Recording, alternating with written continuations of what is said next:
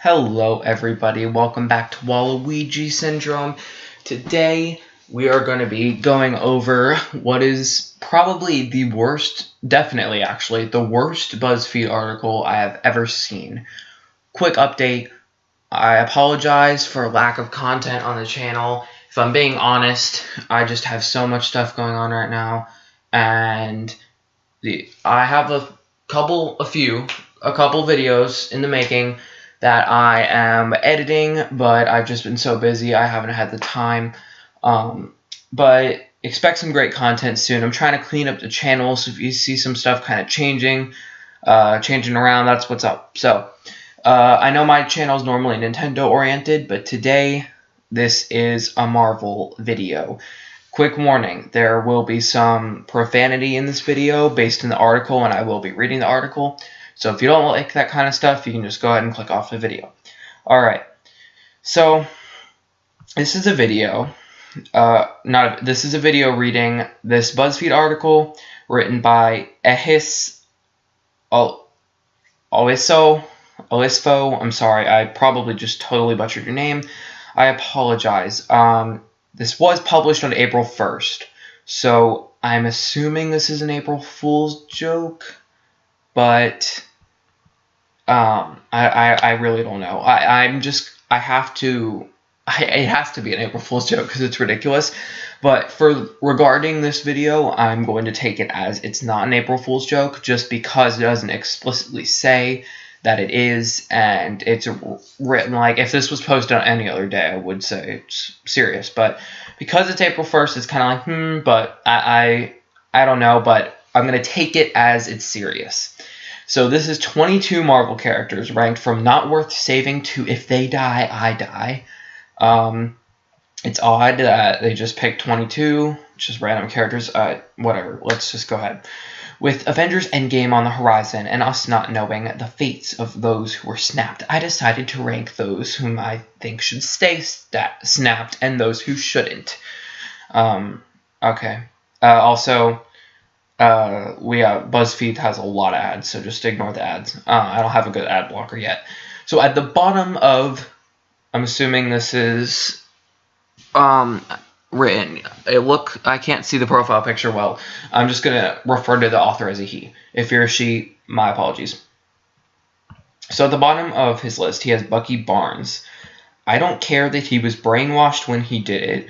Bucky killed Iron Man's parents and was the cause for the rift between the Avengers during the Civil War. I truly don't understand why time and time again people keep trying to save this man. He is not worth it. The reason people keep trying to save him is because he's Captain America's best friend, who helped him through his life and one of his best friends of all time. So if you think of your best friend, if you were Captain America and this person was your best friend, you would probably try to keep saving them, right? I mean, I would. It's a complicated situation, but he was brainwashed. So, alright, we're just... okay. Then, this is where the article just totally starts going into a downward spiral. Star-Lord. My guy, you had one job to take down Thanos. Yes, I know you were upset about Gamora, but there were greater priorities at hand here, namely not letting Thanos get the Time Stone. But because of your reckless impulsiveness, you went and screwed everything up. But, really, we're all human. I know Star-Lord's like half human, but he's part human, and that thing of him that made the mistake, that part of him that made that mistake is the human part of him. And the purpose of that was to show his connection to Gamora, how much he cares about her. And it also really reflects in his personality, is that he's a very brash, coming out like, I'm going to do this whether you like it or not kind of person. So it's his character. And Doctor Strange said he was like, this is the way it was meant to happen. So why are you blaming Star-Lord? Like, I know everyone blames Star-Lord, but like, there's a million other ways that could have gone wrong. Like, for all we know, Thanos could have woken up and got his glove back on before Star-Lord even came over. Then we have Captain America. I'm almost 100% sure this is an April Fool's joke. It's just gotta be. But a part of me really does love Cap. I do. But a bigger part of me is tired of his savior ass, especially when it's usually his bad judgment that's the cause of a lot of problems. Cough Civil War, cough Bucky Barnes. It's his time to go. He's fought valiantly and hard, but his purpose has been fulfilled. Time to pass the reins on to someone else. I agree with this. I wouldn't, like, I don't want him to die, but I want him to die. Like, if that makes sense. Like, I don't want him to die, but I think that they've done an amazing job with his character arc, and that it's come to a close of him just showing a man who was weak and became strong and fought for his country and had all these different things happen to him, and then went from a guy who was government oriented to a person who doesn't trust his government anymore, but still core to his character, he's a caring, kind-hearted person that, like, the whole, like, we don't trade lives thing just shows how committed he is. And I don't know. Like, I understand this one because they're saying they think it's his time. And yeah, I agree. I think that Captain America has had a great spotlight and a great purpose in the MCU. And I do agree that it's time for other characters to get their shine. Whether or not that means I would want him to die, I don't know. But, alright. Then, Iron Man. Iron Man's done some good by the Avengers, but he's hella cocky for someone who isn't much without his suit. Not gonna lie, he's low-key the weakest link. He's low-key the weakest link. I'm sorry, but apparently this person has never heard of Hawkeye. I would argue that Iron Man is probably more, I don't want to say powerful because that's a relative term that can be applied to whether or not he's wearing a suit, but I would say he's more important to the Avengers than Hawkeye or Black Widow. So, why is he the weakest link? Like, I know, like, oh, without his suit, he's nothing, but it's shown in the movies that he is, again, a person with a strong personality who can overcome anything and can come up with things on the fly, and that even without his suit, he's able to accomplish things. And I think that's shown even in his origin, where he's thrown into a cave with almost nothing, and he's able to make a suit, the first Iron Man suit. And that really shows his character. So the whole, like, oh, he's nothing without his suit doesn't apply to him, because of the fact that, like in Iron Man 3, he was, like, getting rid of all his suits. It showed multiple times throughout that movie that the suits are just creations of his. They're almost hobbies of his. But the suits are not what make Iron Man Iron Man. He doesn't have to die, though. Like, if he did, I wouldn't be mad. But he could also retire and live his life with Pepper. That would be great. I agree with that part. Rocket. I'm tired of this annoying-ass rat.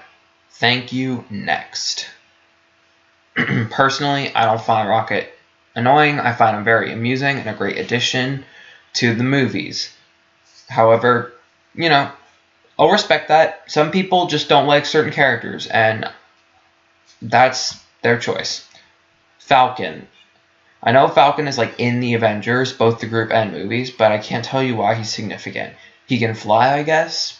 So this one I sort of agree with, because although I think that the MCU Falcon is a decent character, I think it just wasn't fleshed out enough, and I don't really think Falcon, like, should have gotten his own movie or anything, but I think that they should have maybe just incorporated him a bit better, because I know he was in Winter Soldier, and I know he had that cameo in Ant-Man, but it kind of seems like he just popped up, and, oh, here's Falcon now, ta-da, and, you know, I get it.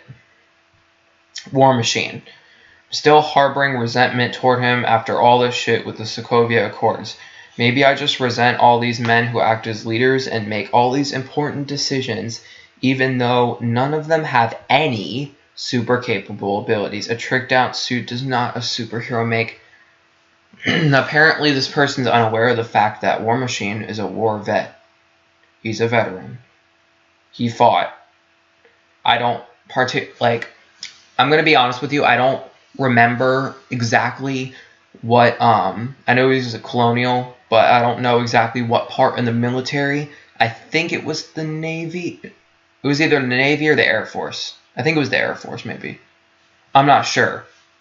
It's been a while since I've watched the Iron Man movies and read Iron Man comics. I've taken a break from comics a bit.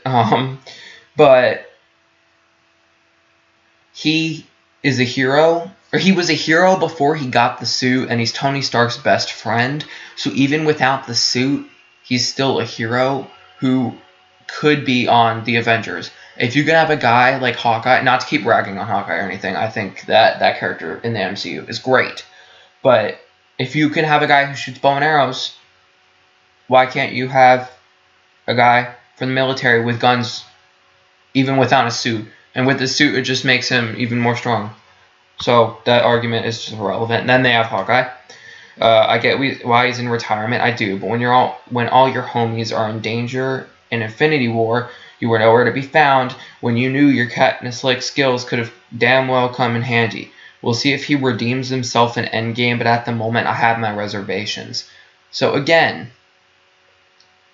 Hawkeye is a hero because he puts his family before his friends.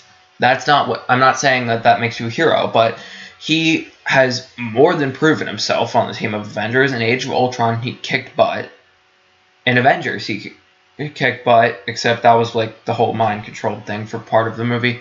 So that part doesn't really count. But anyway, he has proven himself, and the fact that he was absent in Infinity War just shows that he has a connection to his family that is unbreakable. And if you notice in the most recent Endgame trailer, he has the same, minor spoilers for the trailer, I guess, he has the same thing that Scott Lang had in Ant-Man and the Wasp, the ankle tracker around his leg, which means he's under house arrest. So, and I think they mentioned that in Infinity War.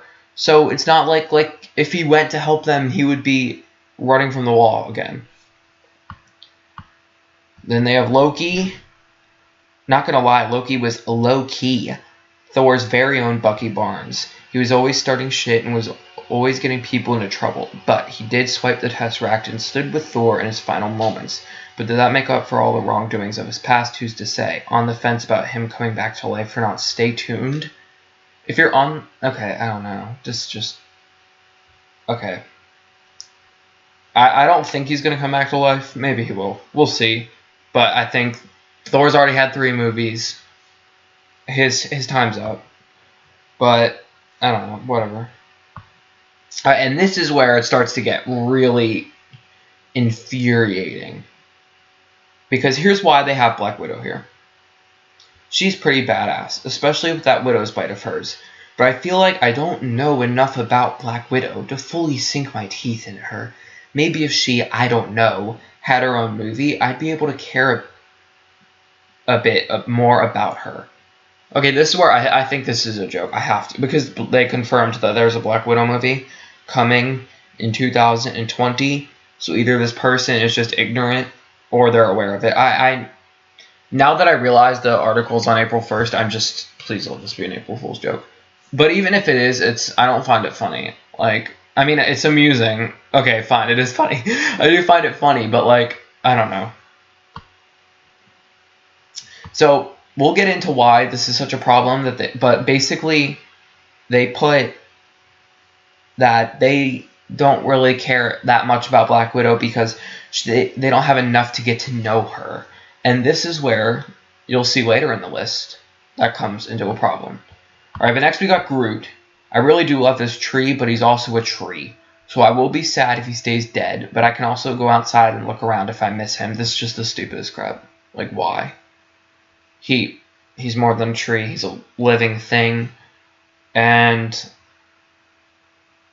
I don't know. But I guess we're getting higher up in the list now because it was 22 characters. So now we're kind of like about halfway, sort of. Around the halfway point. And there's Doctor Strange. If I'm being honest, a big part of why I like Doctor Strange is because I can't separate him from Sherlock Holmes. Just let that sink in for a bit. But I'd like to see him come back. He seems to be one of the few people with any sense in the MCU. He def knows something, and we must find out what it is. Then they put Gamora. Gamora didn't deserve to go out the way she did, but you can't choose your family because no one would choose a father who was down to sacrifice his kid to obtain an Infinity Stone. Her only flaw was seeing something in Star-Lord. That, like, really? Really? Why you got... Okay. Alright. Then we have Thor. So now we're at, like, okay, they don't want these characters to die. Which I agree with. I wouldn't want Thor to die. Thor seems to be one of the few Avengers with actual powers. Alright, so let's go over that for a sec. But the core Avengers, we have Iron Man, no powers. Captain America does have powers, the super soldier serum. Hulk does have powers, the gamma radiation, which turns him into the Hulk. Hawkeye doesn't have powers. Black Widow doesn't have powers. And Thor does. So, that's split evenly, if I counted right. I just kind of did that in my head, and now I'm hoping that I didn't just do my mental math wrong. But if I'm right, that means 3 of them have powers and 3 of them don't. I'm pretty sure I'm right. Okay, yeah, I think I am. Excuse me. So yeah, then they have Spider-Man. Mr. Stark, I don't feel so good. If y'all don't bring this sweet boy back, I'm hauling ass to Marvel Studios to crack some skulls.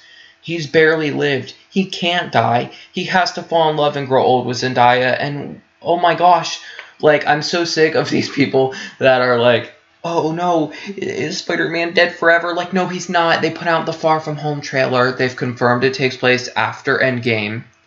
He's alive. And there are those people that are like, oh, well, in Far From Home, it said he was going on a field trip. And in Infinity War, he's coming back from a field trip.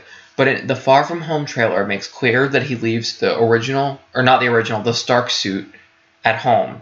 And Far From Home, he has a different suit. And in Infinity War, he's still in the Stark suit. From the beginning, at least. And then he gets the Iron Spider suit. So yeah, he's coming back. Just, yeah. Then they put Hulk, and then they put, if Mark Ruffalo dies, I die. That's it. That's my reasoning. I mean, again, this is an opinion, so yeah, that's okay. You can like, personally, I thought the Hulk was okay. I never really found it in the MCU. I'm talking about MCU. Never found him super wow. In Infinity War, he sucked. I did not like him in Infinity War. I didn't really like the way the Hulk was in Ragnarok either, because they're kind of going the more talking Hulk, and there's all these rumors like, oh, Hulk is going to be Professor Hulk in the next movie. I almost said game. I'm used to talking about video games. I'd rather that not happen. If it does, I just hope they don't make it too silly, but if they do, it's a choice that, you know, stylistic choice, or plot choice, and it's okay. I'm sure they'll make it good. And then they put Black Panther. Wakanda forever. The Black Panther line cannot end with T'Challa, especially with all that he and Wakanda have done for the world. Without him in Wakanda, Captain America wouldn't have a shield, and Bucky Barnes unfortunately wouldn't have lived to see another light of day. It's funny they say unfortunately, considering Bucky's at the bottom of their list, but okay. He cares so deeply not only for his people, but for all people. Even though he's hella powerful, he still spreads his power and knowledge to the rest of the world, something he doesn't need to do. He cannot die, I will not have it. I agree with this. Black Panther was a great film and a great character, and I really like that.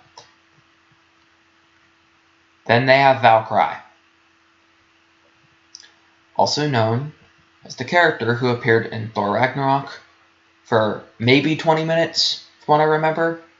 And you know, it's really funny, because you know, back all the way up here, when one of your characters was Black Widow, it's funny because you feel like you don't care about her because you don't know enough about her to fully sink your teeth into her. Despite the fact that she's appeared in every Avengers movie, the second and third Captain America movies, and in the end credit scene of several other movies. I think that's enough to get to know a character.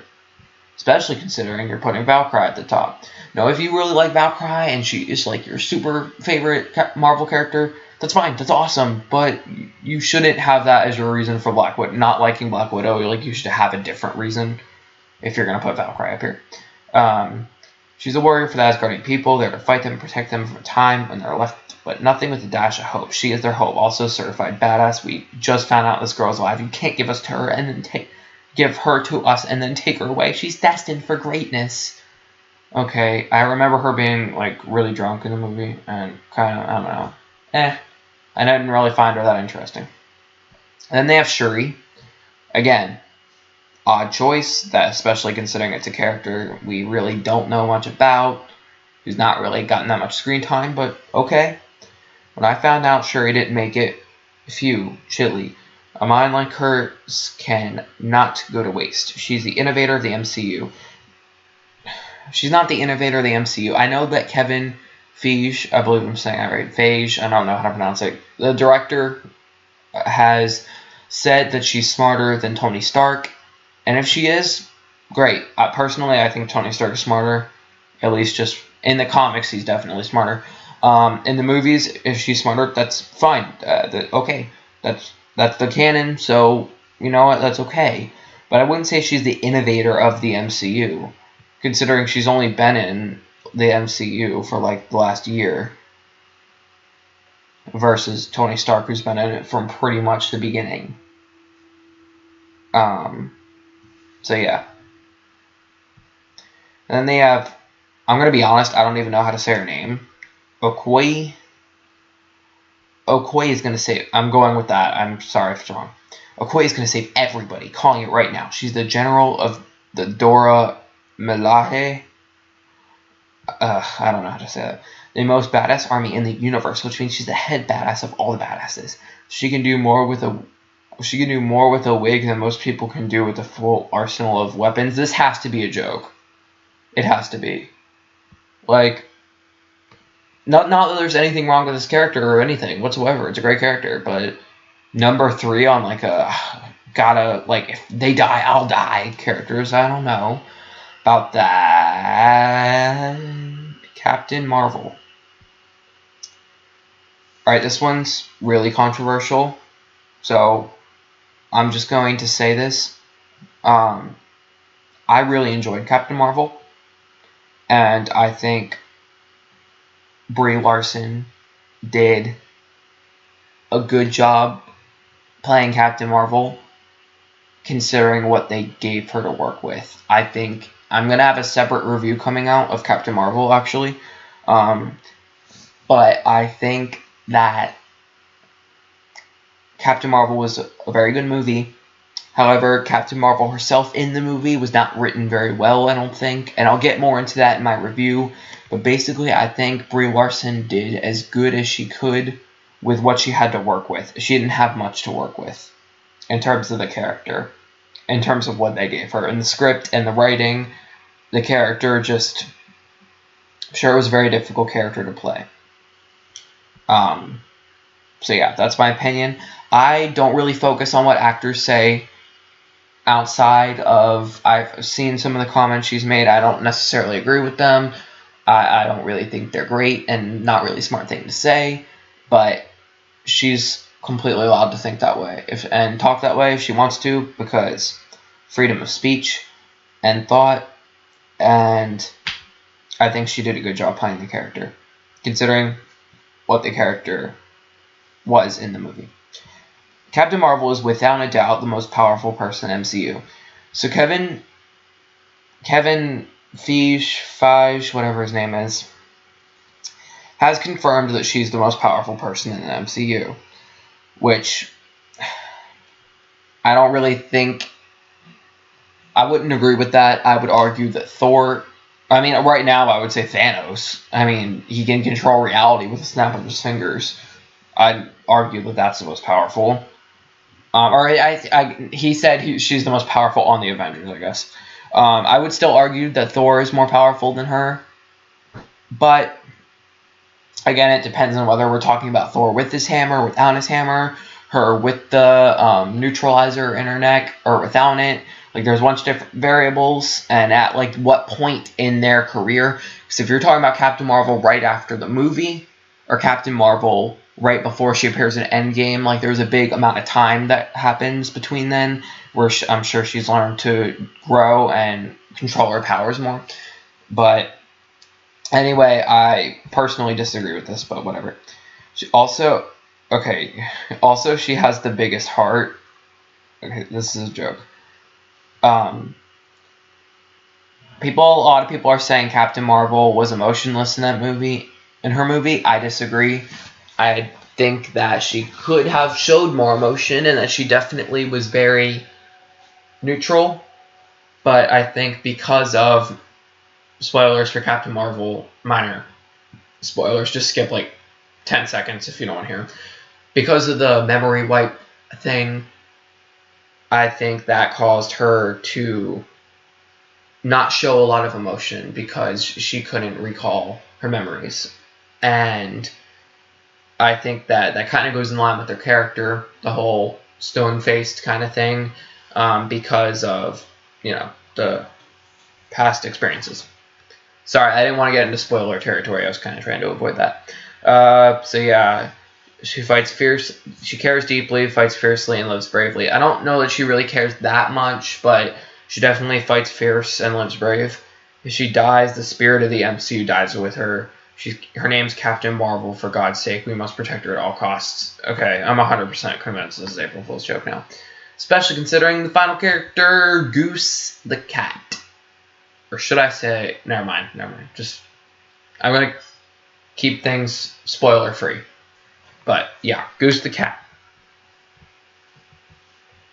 Okay, minor spoilers, actually, in the description thing.